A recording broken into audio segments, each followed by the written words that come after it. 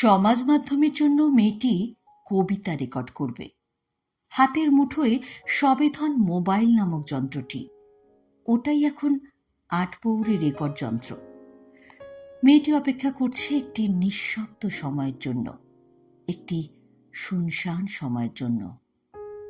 সকাল থেকে পাখিদের আসা যাওয়া, ডানা ঝাপটানি, কিচিরমিচির, ফেরিওয়ালার হাঁক ডাক, কলতলায় বালতির ঠোকাটুকি, পরচর্চা, মচমচ শব্দ তুলে ফিরে আসছে প্রভাতী হাঁটুয়ারা, কারখানায় সাইরেন। চারিদিকে এত শব্দের ঘনঘটা, মেয়েটির কবিতা বলা হলো না। সকাল গড়ালো বেলার দিকে। রাস্তা জুড়ে অজস্র মানুষের মিছিল, চাকায় চাকায় প্রতিযোগিতা, এ বাড়ি ও বাড়ির একটানা কথা চালাচালি। না, এবারও কবিতা বলা হলো না। মাঝ দুপুর মাতিয়ে রাখল ঘুঘু পাখির দল। পড়শিদের ইঁটো বাসন ঝনঝন করে ওঠে থেকে থেকে।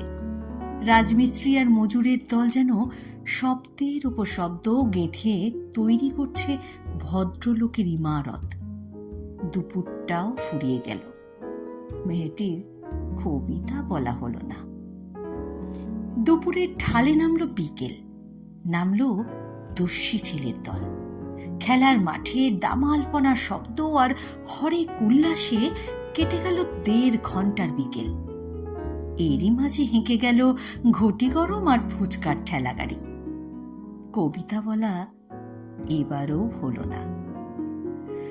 সন্ধে নামলো ঘন ঘন শঙ্খধ্বনিতে। ঘরে ঘরে জেগে উঠল টেলিভিশন। ওরা গান গাইছে, সংবাদ পড়ছে, সিরিয়ালের সংলাপ বলছে। আর মেয়েটি তখনও বসে রইল কবিতা বলার অপেক্ষায়। এখন অনেক রাত পর্যন্ত জেগে থাকে পৃথিবী।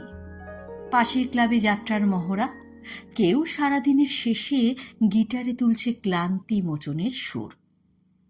মেয়েটি শুধু কয়েক মুহূর্ত নীরবতার জন্য অপেক্ষা করে। সারা রাত ছুটে যায় রেলগাড়ি। দূরে মাইকে বাজতে থাকে চটুল গান। রাতজাগা কুকুর রাস্তার দখলদারি নিয়ে ঘেউ ঘেউ করছে। ভীষণ তর্কাতর্কি চলছে যেন কাদের বাড়িতে। এরই মধ্যে ডিফেন্স পার্টি বাঁশিতে ফুঁ দিয়ে গেল কবার। হলো না, কিছুতেই হলো না কবিতা বলা। এই রোজ নামচায় কেটে যায় ঘণ্টা, প্রহর, দিন, মাস। তারপর একদিন মেয়েটা দেখল কোথাও কোনো শব্দ নেই।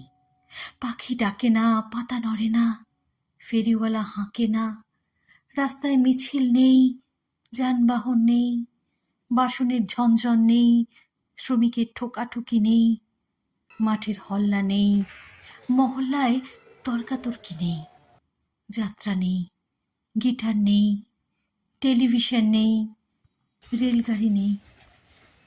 মেয়েটি আর কবিতা বলল না। কে শুনবে কবিতা? কাকেই বা শোনাবে? চারপাশের পৃথিবীটা তো শীতল মৃত্যু নিয়ে পড়ে আছে।